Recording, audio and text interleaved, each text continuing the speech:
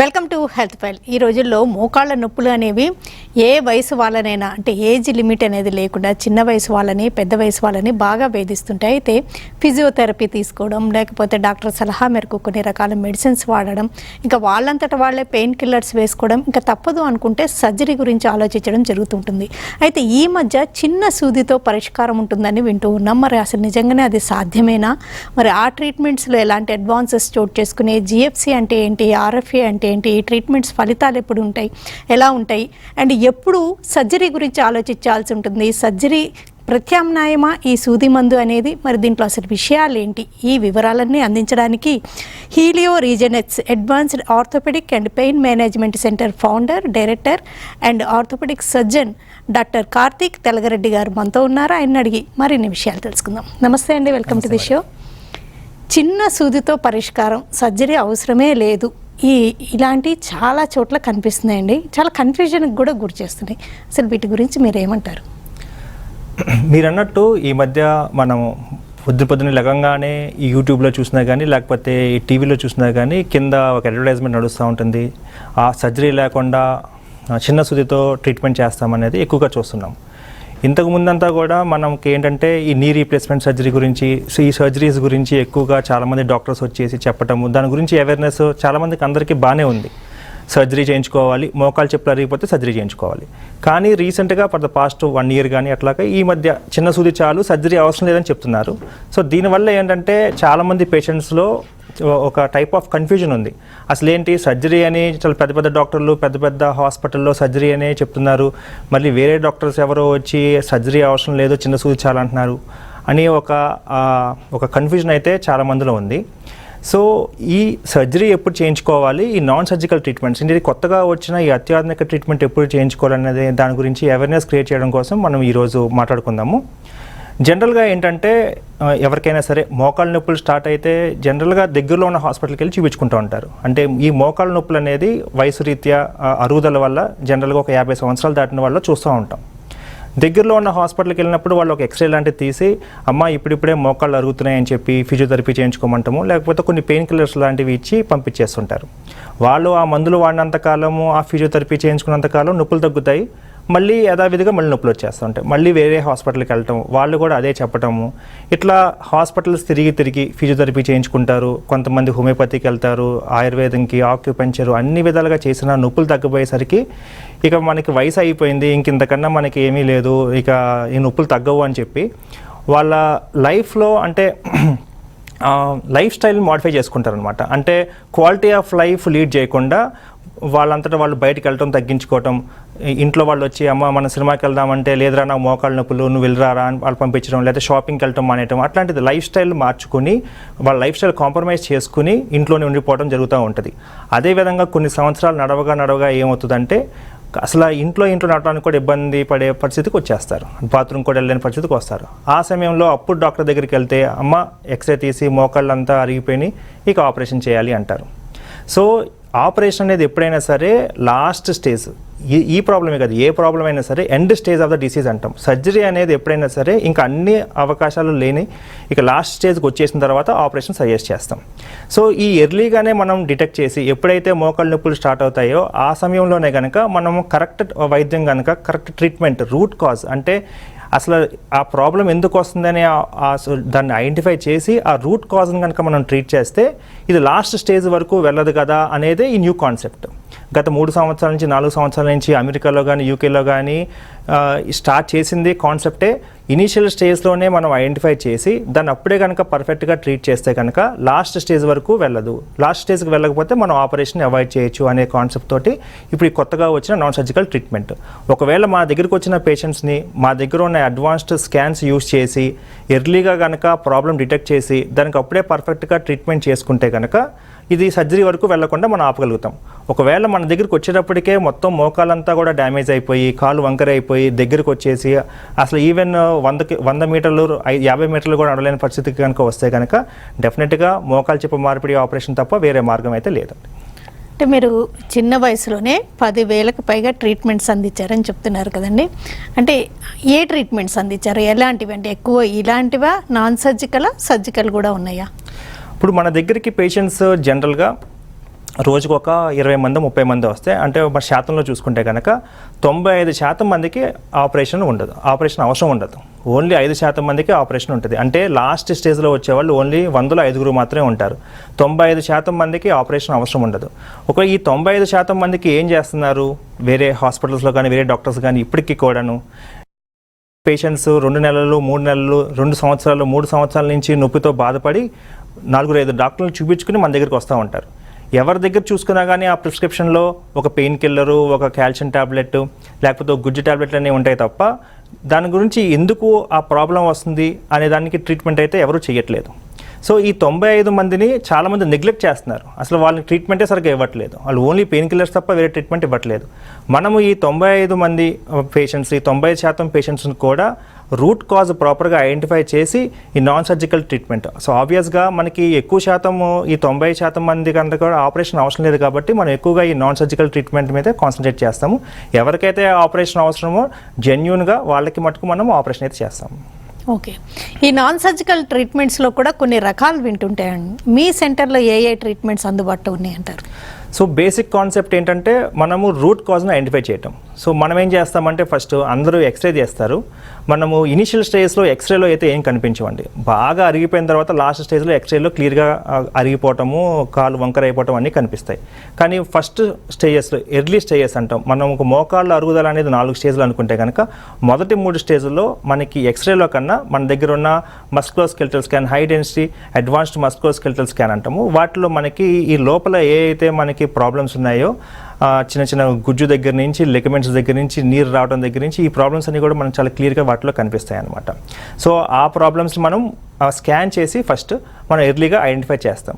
ఎర్లీగా ఐడెంటిఫై చేసిన తర్వాత రూట్ కాజ్ని అంటే మూల కారణాన్ని మనం ఐడెంటిఫై చేసి ఆ మూల కారణాన్ని ట్రీట్ చేస్తాం. ఆ మూల కారణాన్ని ట్రీట్ చేయడం జనరల్గా ఈ పెద్దవాళ్ళలో ఏముంటుందంటే ఈ మోకాళ్ళ అరుగుదల.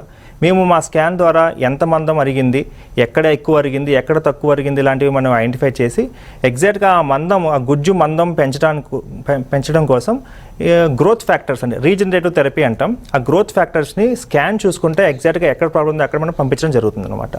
దీని అంతటికన్నా ముందు ఈ ట్రీట్మెంట్ బాగా పనిచేయాలి అంటే, ఈ రీజనరేటివ్ థెరపీ బాగా పనిచేయాలంటే ఒక లేజర్ ట్రీట్మెంట్ లాంటిది ముందు చేస్తాం. దాన్ని RFA అంటాం, రేడియో ఫ్రీక్వెన్సీ అబ్లేషన్. ఈ రేడియో ఫ్రీక్వెన్సీ అబ్లేషన్ ట్రీట్మెంట్, దాని తర్వాత గ్రోత్ ఫ్యాక్టర్స్, రీజనరేటివ్ థెరపీ, ఈ గుజ్జు అనే దాన్ని మనం పెంపొందించడానికి చేస్తుంటాం. అంటే 2 ట్రీట్మెంట్స్ కాంబినేషన్లో ఇవ్వాల్సిందేనా? కొంతమందికి RFA, కొంతమందికి GFC ఇవ్వడం జరుగుతుంది అంటారా? సో బేసికల్గా ఏమవుతుందంటే ఎక్కడ పడితే అక్కడ ఈ ప్లాస్మా థెరపీ అని చెప్పేసి ఈవెన్ చిన్న చిన్న ఊర్లలో కూడా ఈ ట్రీట్మెంట్లు అనేవి చేయించుకుంటున్నారు. ఈ మధ్య చాలామంది కూడా చేస్తున్నారు. చూసి ఓకే ఇదేముంది చాలా సింపుల్, బ్లడ్ తీసుకుని దాంట్లో సపరేట్ చేసేసి నీ జాయింట్లో ఇవ్వడమే కదని చెప్పేసి ఊర్లో చేయించుకుంటున్నారు. మా దగ్గరకు వచ్చే పేషెంట్స్ ఆల్రెడీ కొంతమంది ఈ ఊర్లలో చేయించుకుని మాకు తగ్గలేదు అని చెప్పి కూడా వస్తుంటారు. ఫోన్స్లో కూడా మాట్లాడుతూ ఉంటారు. బేసికల్గా ఇది చేసే పద్ధతి ప్రకారం చేస్తేనే పనిచేస్తుంది. ఎలా పడితే అట్లాగా చేస్తే మటుకు ఇది పనిచేయదు, ఈ ట్రీట్మెంట్ పనిచేయదు. దీనికంటూ ప్రాపర్ ప్రోటోకాల్ ఉంటుంది. ఎప్పుడైనా సరే ఒక పేషెంట్ మన దగ్గరికి వస్తే వాళ్ళకి ఏ బాధతో వచ్చారో దాన్ని తగ్గించాలి. దాని తర్వాత ఆ మూల కారణాన్ని అంటే రూట్ కాజ్ను కూడా మనం తగ్గించాలి. ఈ అరుగుదల విషయంలో చూస్తే కనుక మన దగ్గరికి ఎనీ పేషెంట్ మన దగ్గరికి వచ్చేది మోకాళ్ళ నొప్పితో ఫస్ట్. దానికల్లా రూట్ కాజ్ ఏంటి అంటే ఆ గుజ్జు అనేది అరిగిపోవటం. మోకాళ్ళ నొప్పి మనము ఎప్పుడైతే ఈ రేడియో ఫ్రీక్వెన్సీ అబ్లేషన్ అనే ట్రీట్మెంట్ చేయకుండా డైరెక్ట్గా గ్రోత్ ఫ్యాక్టర్స్ కానీ లేకపోతే ప్లాస్మా థెరపీ PRP కానీ చేస్తే నొప్పి అనేది అసలు తగ్గదు. ఎందుకంటే ఇవి పనిచేయడానికి మినిమం 4 నుంచి 6 నెలలు టైం పడుతుంది. సో మనం ఏం చేస్తామంటే ఫస్ట్ డెఫినెట్గా ఈ RFA అనే ట్రీట్మెంట్ అయితే చేయాలి. ఈ RFA ట్రీట్మెంట్ చేయగానే పేషెంట్కి నొప్పి తగ్గిపోతుంది. So we'll gain confidence from the patient. ఎక్కడో దూరం నుంచి వస్తారు, మనం ఈ ట్రీట్మెంట్ చేయగానే నొప్పి తగ్గిపోవడంతో పేషెంట్కి ఒక కాన్ఫిడెన్స్ గెయిన్ అవుతుంది. అట్లాగే ఇది నెక్స్ట్ మనము 3 వారాల తర్వాత ఇవ్వబోయే ఈ గ్రోత్ ఫ్యాక్టర్స్కి గుడ్ ఎన్విరాన్మెంట్ క్రియేట్ చేస్తుంది. అంటే అవి బాగా పనిచేయడానికి ఈ ఫస్ట్ చేసే ట్రీట్మెంట్ కూడా ఉపయోగపడుతుంది అనమాట. సో దాని తర్వాత మనము 3 వీక్స్ తర్వాత గ్రోత్ ఫ్యాక్టర్స్, అక్కడి నుంచి 3 వీక్స్ తర్వాత సెకండ్ సిట్టింగ్ గ్రోత్ ఫ్యాక్టర్స్ ఇవ్వడం వల్ల ఈ ట్రీట్మెంట్ బాగా పనిచేస్తుంది. ఇది ఒక ప్రోటోకాల్, ఇది US ప్రోటోకాల్. ఈ ప్రోటోకాల్ ప్రకారం చేస్తేనే ఈ growth factors or regenerative therapy కానీ లేకపోతే ప్లాస్మా థెరపీ కానీ పనిచేస్తుంది. ఇలా చేయకుండా ఫస్ట్ స్కాన్ చేయటము, ఎక్కడ ప్రాబ్లం ఉందో ఐడెంటిఫై చేయకుండా బ్లైండ్గా ఎక్కడ పడితే అక్కడ నీ జాయింట్లోకి ఇంజెక్షన్ చేయటము, ఈ రేడియో ఫ్రీక్వెన్సీ అబ్లేషన్ చేయకుండా డైరెక్ట్గా ప్లాస్మా థెరపీ ఇవ్వడం లాంటివి చేస్తే కనుక ఈ ట్రీట్మెంట్ పనిచేయదు. ఈ ప్రోటోకాల్లో ఫాలో అయ్యి ట్రీట్మెంట్ ఇచ్చే సెంటర్స్ చాలా తక్కువగా ఉన్నాయి. సో ఈ పద్ధతిలో చేసుకుంటే మటుకు మనకు రిజల్ట్స్ అయితే చాలా అద్భుతంగా ఉంటాయండి. Short break తీసుకుందండి. బ్రేక్ తర్వాత ఈ జిఎఫ్సి ట్రీట్మెంట్కి ప్లాస్మా థెరపీకి డిఫరెన్సెస్ ఏంటి, అసలు దీనివల్ల ఏమన్నా సైడ్ ఎఫెక్ట్స్ ఉంటాయా, అసలు ఏమి పనిచేయని సందర్భాలు కూడా ఉంటాయా, డిస్కస్ చేద్దాం. హెల్త్ ఫైల్లో షార్ట్ బ్రేక్.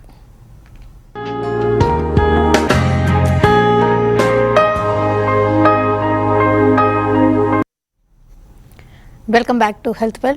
మోకాళ్ళ నొప్పులకు ఎప్పుడు సర్జరీ తప్పనిసరి, సర్జరీ కాకుండా జిఎఫ్ఏ కానీ ఆర్ఎఫ్సి ట్రీట్మెంట్స్తో ఎలాంటి ఫలితాలు ఉంటాయి, వీటి వల్ల ఎలాంటి ఉపశమనం లభిస్తుంది, ఎవరు సర్జరీ గురించి తప్పనిసరిగా ఆలోచించాలి, ఎవరికి ఈ ట్రీట్మెంట్స్ పనిచేయవు, ఇలాంటి వివరాలన్నీ క్లియర్గా తెలియజేస్తున్నారు Helio Regenex advanced orthopaedic and pain management centre director, founder and senior orthopaedic surgeon doctor Karthik Telagareddy గారు. అంటే మీరు చెప్తూ ఉన్నారు, మీరు ఒక orthopaedic surgeon and pain management, అంటే ఈ 2 రకాల ట్రీట్మెంట్స్ ఇస్తారు. సో ఎవరికి ఏది అవసరమో మీరే డిసైడ్ చేసి, కొంతమందికి ఈ ఆర్ఎఫ్ఏ ట్రీట్మెంట్ కుదరదు, జిఎఫ్సి ట్రీట్మెంట్ కుదరదు, మీరు డైరెక్ట్గా సర్జరీకి వెళ్ళండి అని కూడా సజెస్ట్ చేయడం జరుగుతూ ఉంటుందా? Yes madam. నేనే కాదండి, ఏ ఆర్థోపెడిక్ సర్జన్ అయినా సరే, ఏ సర్జన్ అయినా సరే, వచ్చిన ప్రతి పేషెంట్కి ఇది సర్జరీ ప్రతి పేషెంట్కి సర్జరీ అని రాసే సర్జరీ చేయరండి. సర్జరీ అనేది అవసరమైతేనే చేస్తాం. కాకపోతే ఇక్కడ ప్రాబ్లం ఏంటంటే, మన ఇండియాలో 99% ఆఫ్ ద డాక్టర్స్ ఆర్థోపెడిక్స్ అయినా సరే ఈ మోకాళ్ళ అరుగుదల కానీ ఎనీ ట్రీట్మెంట్ అయితే పెయిన్ కిల్లర్స్ రాస్తారు. ఆపరేషన్ అవసరం లేదు అంటే పెయిన్ కిల్లర్స్ రాస్తారు, లేదు అంటే కనుక ఆపరేషన్ చెప్తారు. అంతే తప్ప ఇంకా వేరే ట్రీట్మెంట్ లేదు. సో మనం హాస్పిటల్కి వెళ్తే, అమ్మ ఇది ఇంకా అరిగిపోలేదు, ఇగో ఈ ట్యాబ్లెట్లు వాడండి అంటే ట్యాబ్లెట్స్ రాస్తారు. లేదు, అమ్మ ఇది కంప్లీట్గా అరిగిపోయింది, ఆపరేషన్ అని చెప్తారు. సో నేనేమంటానంటే, సో ఆపరేషన్ చేయాల్సింది డెఫినెట్గా ఆపరేషన్ చేయాల్సిందే. బట్ మిగతా వేరే పేషెంట్స్ కూడా 90% పేషెంట్స్ కూడా నొప్పితోనే వస్తున్నారు. వాళ్ళకి నొప్పి తగ్గించడానికి చాలా అత్యాధునికమైన ట్రీట్మెంట్స్ వచ్చినాయి. సో ఆపరేషన్ చేయాల్సిన వాళ్ళకి ఆపరేషనే చేయాలి, కానీ వీళ్ళకి పెయిన్ కిల్లర్స్ కాకుండా, బికాస్ పెయిన్ కిల్లర్స్కి చాలా సైడ్ ఎఫెక్ట్స్ ఉంటాయి. పెయిన్ కిల్లర్స్ అనేవి ఓన్లీ సిమ్టమాటిక్ ట్రీట్మెంట్, అంటే ఆ నొప్పిని తగ్గిస్తాయి తప్ప లోపల ఏమైతే ప్రాబ్లం ఉందో ఆ ప్రాబ్లం తగ్గించవు అనమాట. సో వాళ్ళు పెయిన్ కిల్లర్స్ రాస్తున్నారు, మిగతా వారందరూ కూడా. మనం పెయిన్ కిల్లర్స్ రాయకుండా వాళ్ళకి ఎలా హెల్ప్ చేయాలి, సైడ్ ఎఫెక్ట్స్ లేకుండా నొప్పి తగ్గించే మార్గం ఏమైనా ఉందా, అట్లాగే వీళ్ళు ఎర్లీగా నా దగ్గరికి వస్తున్నారు కాబట్టి వీళ్ళని ఈ ప్రాబ్లమ్ని ఇప్పుడే సాల్వ్ చేస్తే కనుక వాళ్ళు ఫ్యూచర్లో ఆపరేషన్ వరకు వెళ్లకుండా ఉంటారు కదా అనే ఒక దాంతో ఈ యుఎస్ అండ్ యూకేలో ఎట్లా ఈ రకమైన పేషెంట్స్ని ఎట్లా ట్రీట్ చేస్తున్నారో ఆ ట్రీట్మెంట్స్ మనం తీసుకొచ్చి మనం చేస్తున్నాం. సో అవసరం అనుకుంటే సర్జరీ చేస్తాము జెన్యూన్గా, డెఫినెట్గా. ఒకవేళ కనుక అవసరం లేదనుకుంటే కనుక ఈ కొత్తగా వచ్చిన పద్ధతి ప్రకారం మనం ట్రీట్మెంట్ చేస్తున్నాం. ఇవి పని చేయని సందర్భాలు, అంటే ఒకవేళ ఎర్లీ స్టేజ్లో కూడా పని చేయని సందర్భాలు ఉంటాయా? సో డెఫినెట్లీ అండి. ఇప్పుడు మనకి ఫర్ ఎగ్జాంపుల్ ఒకరికి ఆపరేషన్ అవసరం లేదు కానీ నొప్పి వస్తుంది. సో ఆ నొప్పికి గల కారణాన్ని మనం ప్రాపర్గా ఐడెంటిఫై చేసి ఎగ్జాక్ట్గా ఎక్కడ ప్రాబ్లం ఉందో చూసి అక్కడ కనుక మనం ట్రీట్మెంట్ చేస్తే డెఫినెట్గా మన రిజల్ట్స్ బాగుంటాయి. ప్రాబ్లం ఏంటో ఐడెంటిఫై చేయకుండా, అంటే డయాగ్నోస్ చేయకుండా, ఓన్లీ ఎక్స్రే చూసి ఏదో అరిగిపోయిందని వాళ్ళకి చెప్పి మనం స్కాన్ చూడకుండా ఎగ్జాక్ట్గా ఎక్కడ ప్రాబ్లం ఉందో అక్కడ కాకుండా ట్రీట్మెంట్ వేరే దగ్గర చేస్తే ఆటోమేటిక్గా మనకు రిజల్ట్స్ అయితే బాగోవు. ఒకవేళ కనుక ఎవరికైతే చేయకూడదో వాళ్ళకి ఈ ట్రీట్మెంట్ చేసినా కానీ మనకి రిజల్ట్స్ బాగోవు. సో ఎగ్జాక్ట్గా ఐడెంటిఫై చేసి ప్రాపర్గా ట్రీట్ చేస్తే డెఫినెట్గా రిజల్ట్స్ అయితే మాకైతే కనుక దగ్గరగా 90 to 95% of the patients are happy. అంటే మీరు mostly RFA radio frequency ablation తర్వాతనే ఈ గ్రోత్ ఫ్యాక్టర్ కాన్సన్ట్రేటర్ ఈ ట్రీట్మెంట్ ఇవ్వడం, అంటే ఇది జస్ట్ లైక్ ప్లాస్మా థెరపీ లాంటిది అంటారా? So plasma therapy and growth factors రెండింటికి కొంచెం వ్యత్యాసం ఉందండి. సో ప్లాస్మా థెరపీ అంటే పిఆర్పి ఇంజెక్షన్స్. మీరు ఇప్పుడు చూడండి, ఎక్కడంటే అక్కడ చిన్న చిన్న ఊర్లలో కూడా ఈ పిఆర్పి ఇంజెక్షన్స్ అని ఇస్తున్నారు. పిఆర్పి అంటే ప్లేట్లెట్ రిచ్ ప్లాస్మా. ఇది దగ్గర ఒక 25 సంవత్సరాల నుంచి ఉన్న ట్రీట్మెంటే. కాకపోతే దాంట్లో కొన్ని ఇబ్బందులు ఉన్నాయి. మేము కూడా ఇంతకుముందు పిఆర్పి చేసేవాళ్ళము, దాంట్లో కొన్ని ఇబ్బందులు ఉన్నాయి. చేసిన తర్వాత నొప్పి కొంచెం పెరగటము, పేషెంట్స్కి కొంతమందికి వాపు రావటము లాంటివి మనం చూస్తూ ఉండేవాళ్ళము.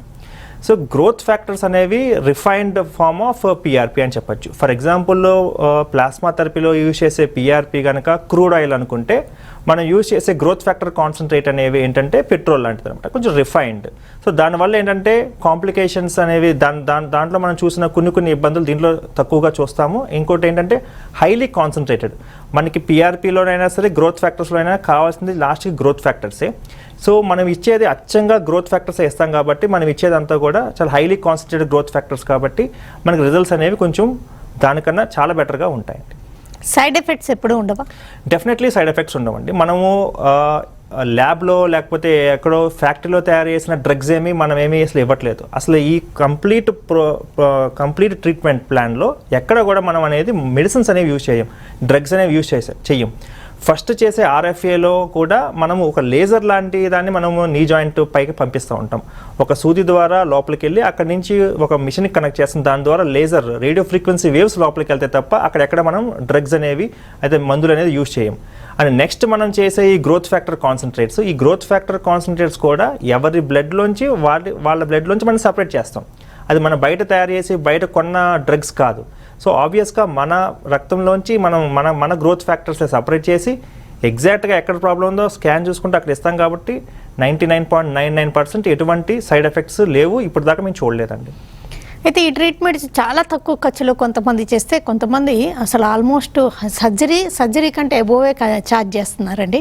దీనివల్ల కూడా చాలా కన్ఫ్యూజన్ ఉంటుంది. ఏంటి మరి ఎంత వేరియేషన్ ఎందుకు ఉంటుంది అంటారు ఖర్చులో? ఇది మరీ సర్జరీ అంత ఖర్చు మటుకు చాలా హై కాస్ట్ కావాలనే చేస్తున్నారని మనం చెప్పుకోవచ్చు. మరీ సర్జరీ అంత కాస్ట్ అయితే దీనికైతే పెట్టాల్సినంత అవసరం లేదు.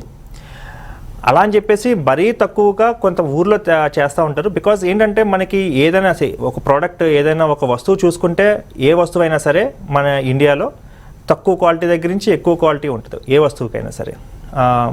అట్లాగే దీంట్లో కూడా మనము ఈ గ్రోత్ ఫ్యాక్టర్స్లో కానీ లేకపోతే ప్లాస్మా థెరపీలో యూజ్ చేయడానికి ఎన్ని కిట్స్ ఉంటాయి కదా, ఆ కిట్స్ అనేది తక్కువ కాస్ట్లో ఉండే కిట్స్ ఉంటే అట్లాంటి మంచి క్వాలిటీది కొంచెం కాస్ట్ ఎక్కువగా ఉంటుంది.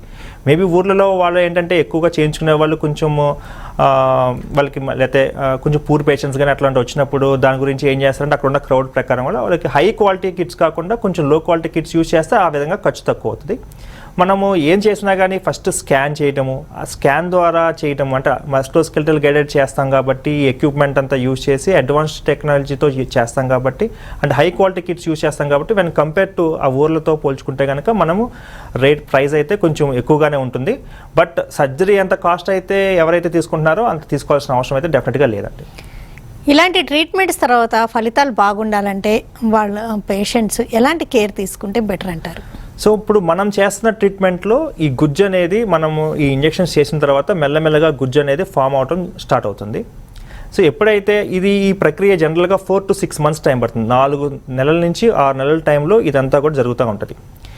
ఈ ఫస్ట్ 6 months to 8 months మనం ఏంటంటే ఈ మోకాళ్ళ మీద ఎక్కువ ఒత్తిడి పెట్టకుండా మనం జాగ్రత్త పడాల్సి వస్తుంది. అంటే కింద కూర్చుని పైకి లెగటము, అదే పనిగా స్టెప్స్ ఎక్కడం, మెట్లు ఎక్కడము, దిగటము, ఒకే దగ్గర నిలబడి 15 నిమిషాల కన్నా ఎక్కువసేపు ఉండటము, లేకపోతే కొంచెం ఏదో బస్సు వెళ్ళిపోతుంది కదని చెప్పేసి పరిగెత్తుకుంటే బస్సు ఎక్కడం, అది పెద్ద వయసులో, లేకపోతే ట్రైన్ వెళ్ళిపోతుంది కదా ట్రైన్ ఎక్కడం, లాంటివి అంటే స్ట్రెనస్ యాక్టివిటీస్ అంటాం. అట్లాంటివి చేసుకోకుండా జాగ్రత్తగా వాళ్ళ పనులు వాళ్ళు చేసుకుంటే డెఫినెట్గా మనకి సత్ఫలితాలు అయితే ఉంటాయండి.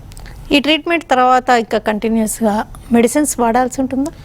ఈ ట్రీట్మెంట్ చేసిన తర్వాత ఒక ఫస్ట్ 5 daysకి మటుకు, because this is a small invasive procedure, మనం ఒక నీడిల్ ద్వారా లోపలికి వెళ్ళి ట్రీట్మెంట్ చేస్తాం కాబట్టి ఫస్ట్ 5 రోజులకి చిన్న ట్యాబ్లెట్స్ పెడతామండి, ఒక యాంటీబయాటిక్స్ లాంటి ట్యాబ్లెట్స్ మనం పెడతామంతే. దాని తర్వాత యాక్చువల్గా నొప్పి అనేది మనం చేసిన తర్వాత నుంచి, చేసిన వెంటనే 5 నిమిషాల నుంచి నొప్పి అనేది ఉండదు కాబట్టి నొప్పి లేకుండా ఇంటికి వెళ్ళిపోతారు. ఈ 5 రోజుల తర్వాత ఎప్పుడైతే ఈ ట్యాబ్లెట్స్ ఆగిపోతాయో దాని తర్వాత అసలు వేరే రకమైన వీటి కోసం అయితే ట్యాబ్లెట్స్ తీసుకోవాల్సిన అవసరం అయితే ఏమీ లేదండి. ఎంత టైం పడుతుంది అంటారు? ఎన్ని నెంబర్ ఆఫ్ సిట్టింగ్స్ పడతాయి? అంటే మినిమం 6 months టైం పెట్టుకోవాలా వాళ్ళకి పర్ఫెక్ట్ రిజల్ట్స్ రావాలంటే? ఇంతకుముందు ప్లాస్మా థెరపీ చేసినప్పుడు అయితే మినిమం 3 sittings అయితే ఇచ్చేవాళ్ళం అండి ఇంతకుముందు. బట్ ఇప్పుడైతే ఈ గ్రోత్ ఫ్యాక్టర్స్ వచ్చిన తర్వాత, బికాజ్ ఈ గ్రోత్ ఫ్యాక్టర్స్ ప్లాస్మా థెరపీలో దానికన్నా highly refined and high concentrated కాబట్టి ఫర్ ద పాస్ట్ 1.5 years నుంచి గ్రోత్ ఫ్యాక్టర్స్ చేస్తున్నాము. Only 2 sittings-తోనే 95% of the patients, just 2 sittings అనమాట. ఫస్ట్ రేడియో ఫ్రీక్వెన్సీ అబ్లేషన్ చేస్తాము, 3 వారాల తర్వాత గ్రోత్ ఫ్యాక్టర్స్, దాని తర్వాత ఇంకొక 3 వారాల తర్వాత గ్రోత్ ఫ్యాక్టర్స్. సో మొత్తం 6 వారాలు. సో 6 వారాల్లో కంప్లీట్ ట్రీట్మెంట్ అయిపోతుంది. దాని తర్వాత మనకి ఒక 4 months to 6 months వరకు కూడా కొంచెం జాగ్రత్తలు తీసుకుంటే దాని తర్వాత చాలా న్యాచురల్ నార్మల్ లైఫ్ని వాళ్ళు లీడ్ చేయొచ్చండి. తర్వాత మళ్ళీ వాళ్ళకి ఫ్యూచర్లో మీ రిప్లేస్మెంట్ సర్జరీ అవసరం అయ్యే సందర్భాలు ఉంటాయా?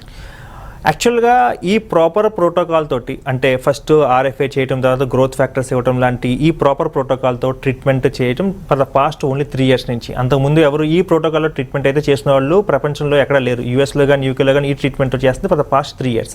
సో మన దగ్గర ఉన్న డేటా కానీ స్టాటిస్టిక్స్ కానీ ఓన్లీ 3 years డేటానే ఉంది. సో ఆ డేటా ప్రకారం అయితే కనుక మనకి 3 సంవత్సరాల్లో 90 నుంచి 95% మంది పేషెంట్స్ చాలా హ్యాపీగా ఉన్నారు.